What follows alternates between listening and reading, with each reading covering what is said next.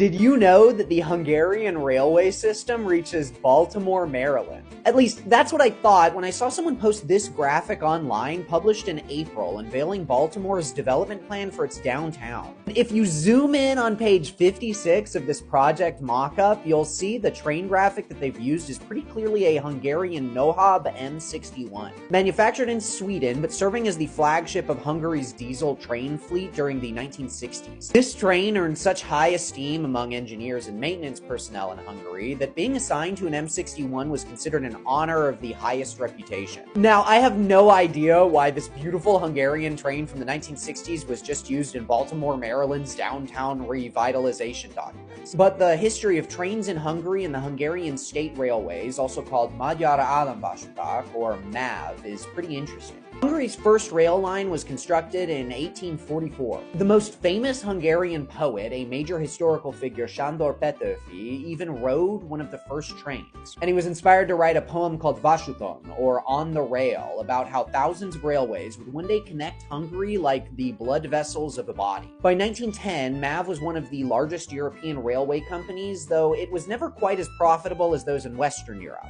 But Hungary even at one point had the sixth densest railroad infrastructure in the world, ahead of even France and Germany.